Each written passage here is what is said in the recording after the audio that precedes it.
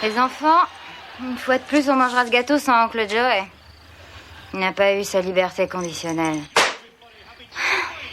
Ça lui ferait plaisir si vous lui envoyiez tous un petit mot gentil. À tonton Joey, le taulard ? Mais c'est ton frère, maman. Ouais, je dois dire que c'est pas tous les jours facile à assumer d'avoir un oncle en prison. Tout le monde fait des erreurs dans la vie, mes enfants.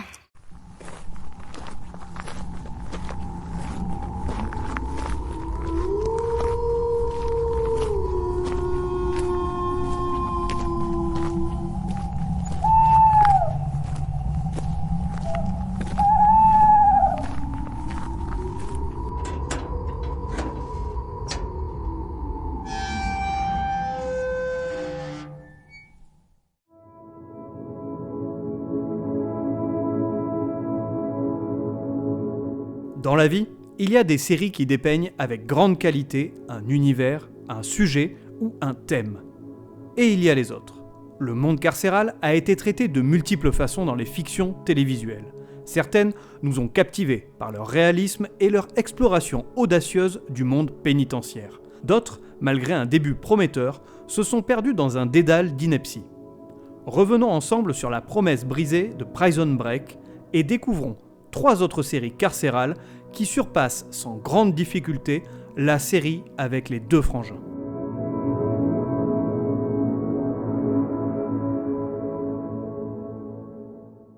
La prison. Voilà un sujet aussi vaste qu'épineux qui a souvent eu sa place dans les œuvres fictionnelles. Ce thème est un parfait terrain de jeu pour tout scénariste qui souhaite explorer les recoins les plus sombres de la condition humaine. En effet, la prison, par définition un lieu clos et souvent oppressant, permet une exploration en profondeur des relations humaines. Et il ne s'agit pas que d'une simple allusion à cette fameuse savonnette, si tu vois ce que je veux dire. Pourquoi il me tutoie à chaque fois, ce con ? On n'a pas gardé les chèvres ensemble, que je sache ? Derrière cet établissement renfermant des individus allant de la simple canaille au tueur en série, il y a une réelle analogie de notre société dans laquelle toutes nos failles et les limites de nos libertés sont mises en lumière. Du pain béni pour les fictions qui y voient alors un parfait terrain de jeu pour raconter des histoires. Bien souvent, c'est sous l'angle sombre et cruel de la prison qu'elles font vivre leurs récits. Le quotidien carcéral est montré sans filtre, dans toute sa brutalité. Des films comme Les Poings contre les murs, Midnight Express ou encore Bronson décrivent, chacun à leur façon, des environnements toxiques, malsains, où la violence et la loi du plus fort règnent. À votre avis, c'est qui le plus fort, l'hippopotame ou l'éléphant ? Dans un sens, ces fictions sont un reflet exacerbé et sans concession de nos sociétés. Elles critiquent et pointent du doigt les défaillances de nos démocraties, tout en évoquant la bestialité que renferme chaque être humain. En quelque sorte, elles sont une mise en abîme de nos défauts et de nos peurs les plus profondes.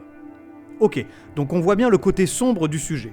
Une prison n'est pas une sinécure, ok. Les détenus ne sont pas dans un club de vacances, et tout ne doit pas être rose tous les jours. Pourtant, entre nous, je pense que je préférerais passer 2 semaines en cellule avec Thierry Georges, le désannusseur du 19e arrondissement, plutôt qu'avec Jean-Patrick, le gros beauf de Tourcoing venu se dorer la rondelle avec maman au Cap d'Agde. Quoi ? Qu'est-ce qu'il vient dire ? Loin de se limiter à une vision sombre, le thème de la prison dans les fictions se permet également d'explorer des aspects plus positifs. Et oui, il y a parfois une lueur d'espoir, de quoi faire vibrer nos petits cœurs dans un univers où la cruauté est omniprésente. J'en veux pour preuve le film Les Évadés, qui, malgré l'ambiance oppressante inhérente au lieu, traite de bien belle manière de l'amitié, de la solidarité et de la tolérance. Ce n'est certainement pas le seul film, mais il est le plus bel exemple et celui que je connais le mieux. Laisse-moi te dire quelque chose. L'espoir, c'est dangereux. L'espoir peut rendre un homme fou. Ça sert à rien en tôle. Tu devrais te faire à cette idée. Les séries télévisées ne sont pas en reste. Je pense notamment à Orange is the New Black. Malgré son trop grand nombre de saisons et la lassitude qui s'est installée au fil des années, la série est intéressante et mérite d'y jeter un œil. Au moins pour les premières saisons. Elle a su transcender les clichés et explorer assez habilement la diversité de ces femmes incarcérées. La série est un véritable cocktail narratif qui mêle humour et drame sur fond de sujets sociétaux. Comme tu peux le voir, les fictions autour de l'univers carcéral ne manquent pas. Ce lieu n'est pas qu'un simple décor, il raconte une histoire et il est un véritable miroir de nos sociétés. Un miroir qui reflète les aspects les plus sombres et donc parfois nous réserve de belles choses. Il y a tout de même des choses magnifiques qui valent la peine d'être sauvées. De belles choses. L'amour ? Oui, l'amour, oui, c'est ça, c'est un très bon exemple. Oui, l'amour mérite d'être sauvé. Je vais m'arrêter là sur ce sujet aussi intéressant que complexe. Il y aurait beaucoup trop de choses à dire et ce podcast n'est pas le résumé d'un mémoire de fin d'études en sociologie ou en audiovisuel. Cette introduction sert juste à poser le cadre et donc à t'embarquer avec moi dans le sujet du jour, à savoir les séries qui abordent le thème de la prison.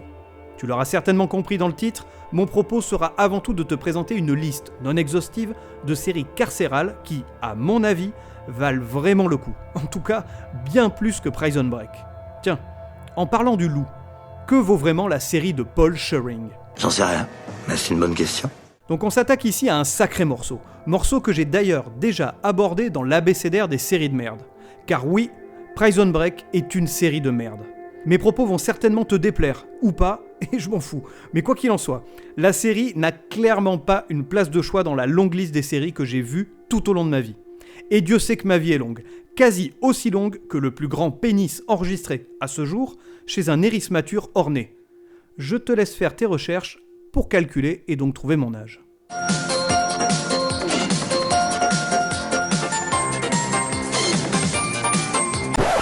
Soit dit en passant, la taille du membre de ce coquin de canard argentin mesure en moyenne 20 cm, soit environ la moitié de la taille de l'animal. Non mais t'imagines un peu si les hommes avaient ce ratio ? Genre, un type d'1m70 se promènerait avec un chibre de 85 cm dans le falzar ? Non mais pas très discret le machin. En attendant, l'expression « se la mettre derrière l'oreille » aurait tout son sens. Bon, je pense que ça ferait un peu négligé de se trimballer avec un gland collé à la joue. Bon, ça suffit maintenant. Vous n'allez pas passer la journée sur ce sujet. Je ne sais pas quelle éducation vos parents vous ont donnée, mais il est certain que le catéchisme vous aurait fait du bien. Une once de morale sous le joug de l'amour de Dieu et de Jésus, notre Sauveur, vous aurait remis dans le droit chemin. Paix à votre âme. On se détend, je suis désolé Marie-Constance. Effectivement, je suis allé trop loin dans mes élucubrations. Mais, attends. Imagine le mec qui fait la queue à la boulangerie et qui a une érection soudaine en voyant les belles miches de la boulangère. Il y a de quoi assommer toutes les personnes devant lui et briser la vitrine. L'accident compte tout de même, non ? J'ai dit ça suffit. Tenez, bien fait pour vous. Stop, ça va pas ou quoi ? Elle m'arrose avec de l'eau bénite. Non mais t'es taré. Je fonds, mais quel monde ! Oh non ! Parfois je ne la comprends pas Marie-Constance. Mes commentaires grivois sont pourtant à propos.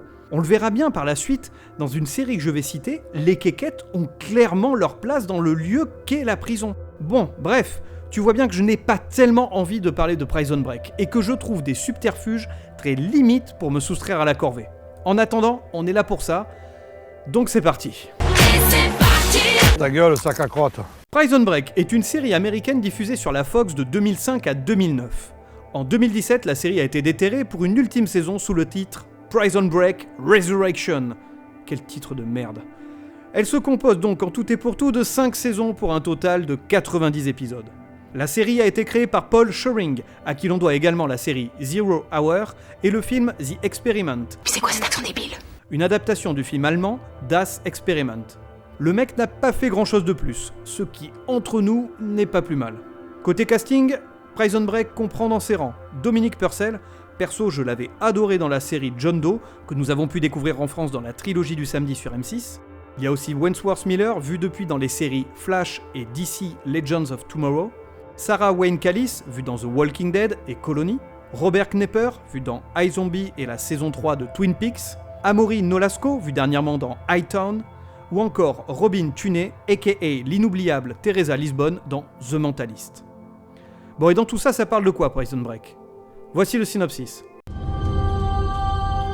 Un coup monté conduit Lincoln Burroughs, un petit brigand, en prison. Michael Scofield, son frère, un génie, est le seul à pouvoir lui venir en aide. Convaincu de l'innocence de son frère, il décide de faire tout son possible pour le faire sortir de prison et rendre ainsi la liberté à Lincoln. Il est alors loin de se douter qu'une véritable conspiration se joue sous ses yeux.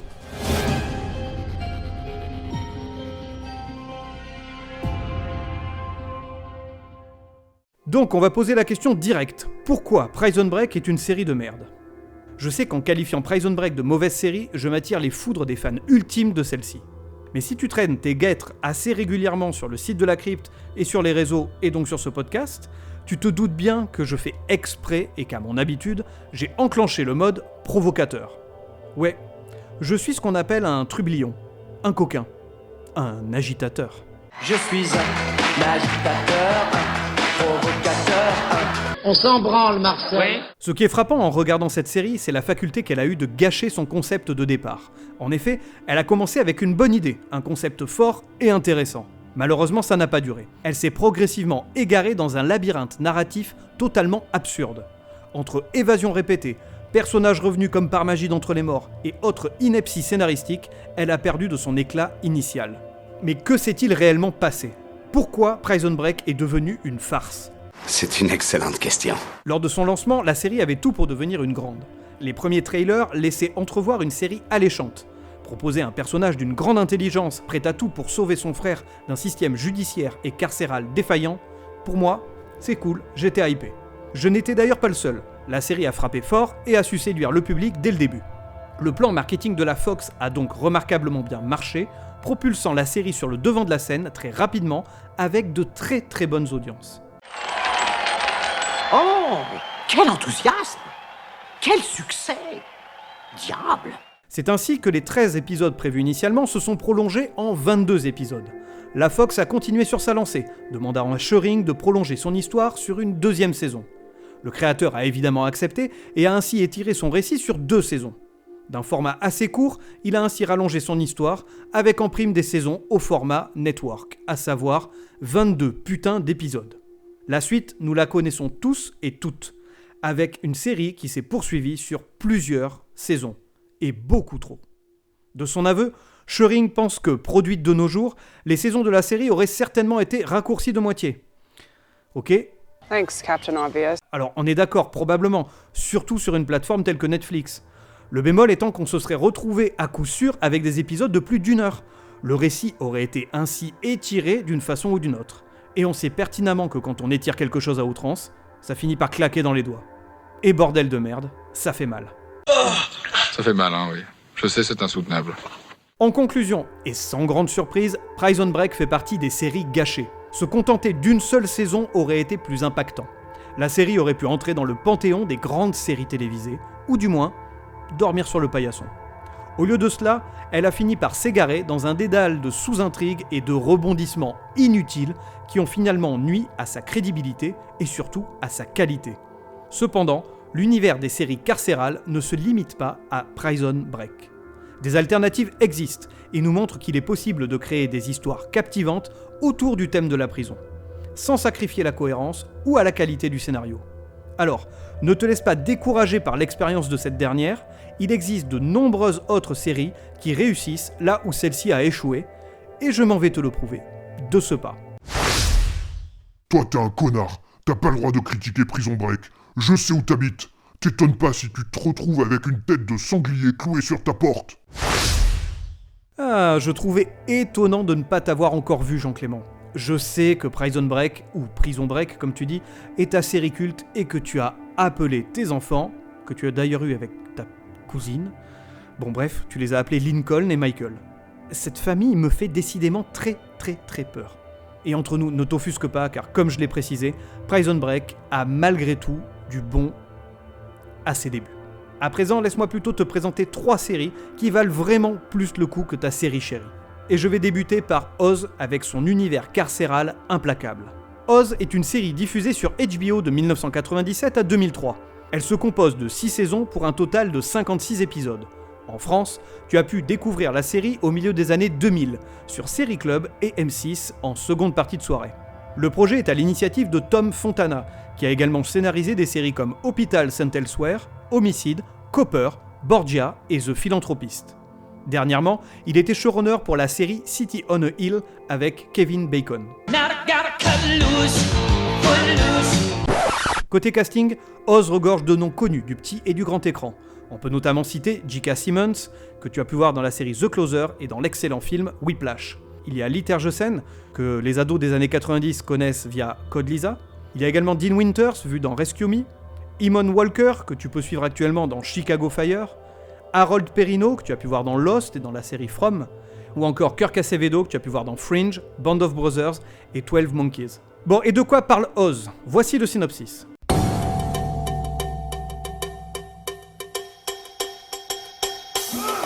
À l'intérieur d'Oswald, prison de haute sécurité, a été aménagé un quartier expérimental nommé Emerald City. Dans cette prison de verre, les détenus dorment dans des cellules où les vitres ont remplacé les barreaux. Et Tim McManus, directeur du bloc, tente de concilier discipline et éducation. Parmi les prisonniers, aussi bien incarcérés pour braquage, meurtre, trafic de drogue, que ce soit pour 2 ans ou à perpétuité, on distingue différents clans, gangsta, rital, latinos, irlandais, nazis, musulmans, bikers, etc. Une cohabitation difficile. Ils se frottent les uns aux autres, se battent, s'entretuent, s'éliminent par les coups les plus bas. Chaque clan a son leader charismatique, leader à l'autorité tôt ou tard contestée. À Oz, on a plus d'ennemis que d'amis. Les matons ne font pas dans la dentelle et aucun magicien ne vous permettra de claquer les chaussures pour rentrer dans votre foyer.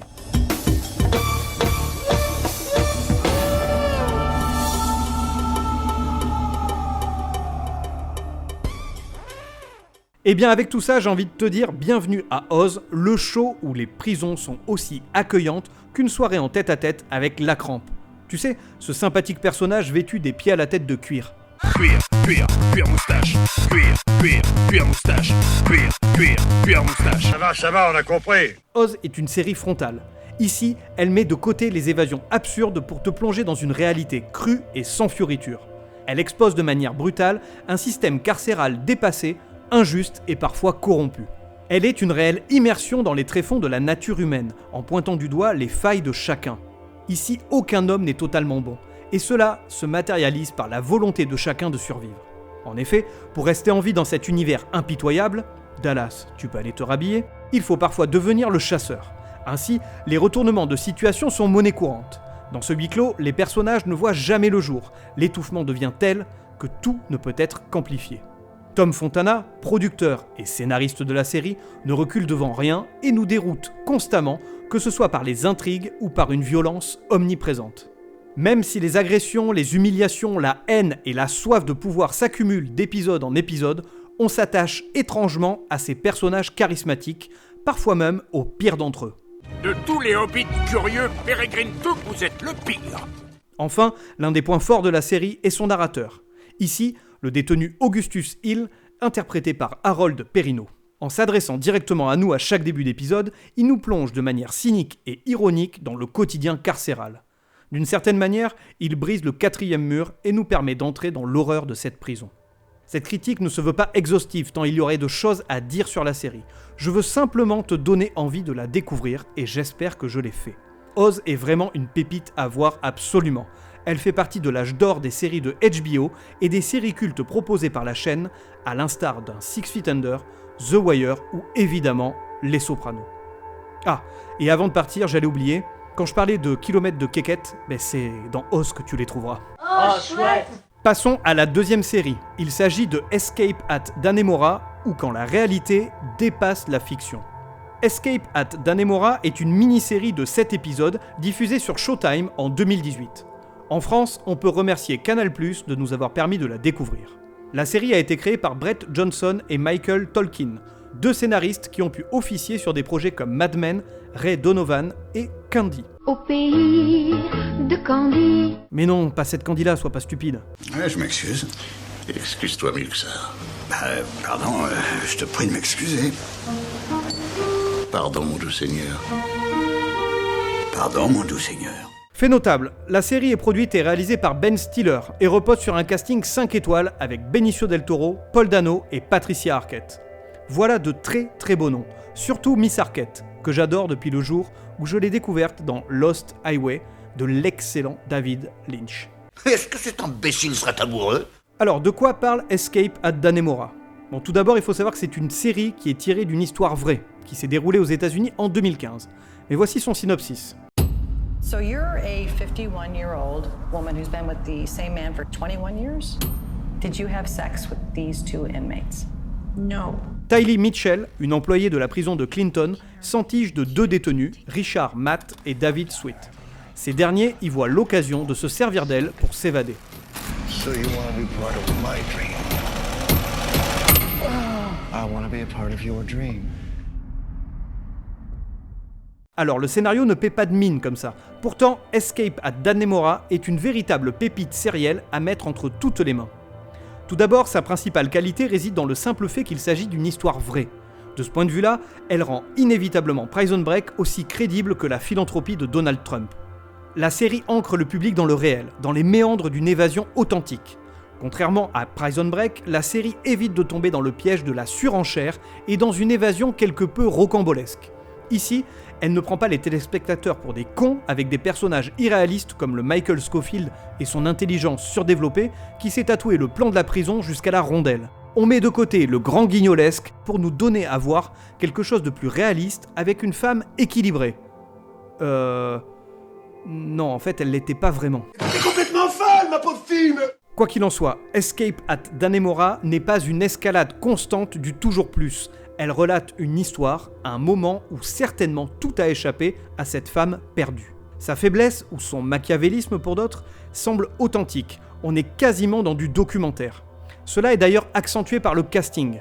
La série brille par l'excellence de ses interprètes. Chaque acteur et actrice donne vie de manière remarquable à ses personnages, insufflant une profondeur et une crédibilité remarquables à l'ensemble de l'intrigue. Enfin, la brièveté de l'histoire est un autre point fort. En évitant de s'égarer dans des sous-intrigues superflues, la série maintient une tension constante, éliminant tout besoin de recourir à des artifices pour captiver l'audience. Tu l'auras compris, Escape at Dannemora vaut vraiment le détour. Une série qui, sans artifice, parvient à captiver le spectateur bien mieux que Prison Break n'a su le faire en 5 putains de saisons. Passons à la 3e série, Le Prisonnier, ou La Quête de la Liberté. Le Prisonnier est une série anglaise produite en 1967. Elle se compose d'une seule saison de 17 épisodes. Derrière la série et devant la caméra, on retrouve l'excellent Patrick McGoohan. De quoi parle la série ?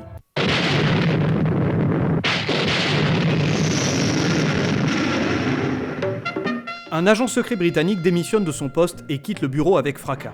Il rentre chez lui au volant de sa Lotus. Dans son appartement, il prépare ses valises afin de quitter Londres et c'est à cet instant précis qu'il est enlevé. À son réveil, il se retrouve dans un lieu dénommé le village où vit toute une communauté. Tous les habitants qui la constituent sont identifiés par un numéro. L'usage des noms y est prohibé. L'agent secret est désigné comme étant le numéro 6. Face à ces habitants, il y a les geôliers, qui n'ont de cesse d'obtenir des informations sur la démission du numéro 6. Ce dernier aura pour objectif de savoir qui se cache derrière le numéro 1 et de s'enfuir du village. Donc pour la 3e série, délaissons le huis clos traditionnel des prisons, symbolisé par des murs et des barbelés, pour nous aventurer vers une forme d'emprisonnement singulière. C'est la série culte des années 60, Le Prisonnier, qui nous convie dans un univers plus ouvert, d'un point de vue topographique, dans lequel elle observe la question de l'incarcération avec une perspective plus sociologique et plus philosophique. Quel ennui, mais quel ennui! Non, je te promets, et en toute honnêteté, la série est tout sauf chiante. Bien au contraire. Le Prisonnier est une pure merveille de réflexion sur la condition humaine. Elle aborde très subtilement de nombreux sujets qui ont toujours questionné nos sociétés. La liberté, la corruption, la place de l'homme dans la société, le pouvoir, la paranoïa, la politique, etc., etc. Des thèmes qui résonnent encore de nos jours, et notamment lorsqu'elle se penche sur des questions autour de la manipulation des masses et de la surveillance étatique. Quelques aspects visuels peuvent sembler datés, pourtant, bien qu'elle ait plus de 50 ans, la série ne fait pas pour autant vieillotte. Ce côté désuet lui donne même un certain charme, contribuant à une immersion totale dans ce monde isolé où se trouve notre héros, le numéro 6. Depuis, de nombreuses séries ont été influencées par Le Prisonnier et ont tenté de s'inspirer de sa formule, mais aucune n'a su reproduire l'impact intellectuel et émotionnel qu'elle offre. On peut citer Lost, Meadowlands, Persons Unknown, Wayward Pines ou encore Twin Peaks. Bon, je l'avoue, les avis peuvent diverger sur le sujet. Certaines ont sans aucun doute mieux réussi que d'autres. Mais ce n'est pas aujourd'hui que je vais me défouler sur Lost. Oh, je suis déçu. Vous m'aviez promis. En conclusion, Le Prisonnier transcende les limites du temps pour s'ériger en une œuvre incontournable. Son exploration subtile des thèmes susmentionnés la propulse bien au-delà des conventions de son époque. Comparé à Prison Break, Le Prisonnier se distingue par son audace narrative, sa vision avant-gardiste et sa capacité à poser des questions existentielles sans compromis. Visionnaire, intemporelle et captivante, Le Prisonnier est bien plus qu'une série classique. C'est une invitation à la réflexion, à la remise en question, à comment appréhender notre monde et notre place en son sein, faisant d'elle un joyau narratif à ne manquer sous aucun prétexte. Lincoln et Michael, allez vous rhabiller maintenant et laissez faire les grandes personnes. Cassez-vous d'ailleurs, ça m'énerve, ça. Barrez-vous. Allez, comme je suis sympa, j'ai pas envie de te laisser avec seulement 3 séries, je vais t'en conseiller une 4e. C'est généreux de votre part. Oui, très généreux. Vraiment, Gollum. Il s'agit de la série anglaise Criminal Justice. Elle a été diffusée en 2008 sur la BBC. La série est écrite par Peter Moffat, à qui l'on doit des séries comme Silk, Your Honor et The Night Of. Cette dernière est d'ailleurs bien connue du grand public, certainement plus que Criminal Justice. Pourtant, The Night Of est une simple adaptation de la série dont je te parle depuis quelques secondes. Et oui, nos amis américains aiment bien adapter des séries à succès produites par nos voisins d'outre-Manche. Ce n'est pas la première fois et ce n'est sûrement pas la dernière. Ce podcast étant déjà bien trop long, je ne vais pas m'étendre sur la série. Je te renvoie plutôt sur la fiche de celle-ci que tu trouveras sur le site de la Crypto-Série, donc www.cryptosérie.fr. Il y a des informations sur la série et ma critique. Mais tu peux néanmoins te douter que la série vaut vraiment le coup, sinon je ne te la conseillerais pas. Évidemment. Alors, que peut-on conclure de tout ça ? Eh bien peut-être que Prison Break, initialement prometteuse avec un début intéressant, a perdu son chemin dans un labyrinthe de rebondissements invraisemblables. Se cantonner à une histoire courte et simple aurait pu être salvateur. Malheureusement, de mon point de vue, la cupidité de certains et certaines a conduit la série tout droit dans la catégorie des séries de merde. C'est dit, et c'est redit, Prison Break est une série de merde. Mais rien à développer, c'est de la merde, c'est tout. Les alternatives, telles que Oz, Le Prisonnier et Escape at Dannemora, sans oublier Criminal Justice, offrent des échappatoires narratives bien plus crédibles, prouvant qu'une histoire avec comme point central la prison peut être captivante sans sacrifier à la cohérence. À présent, à toi de choisir. Préfères-tu entrer dans la cellule de l'absurde et du n'importe quoi, ou dans celle d'un univers rationnel, ou du moins pertinent ?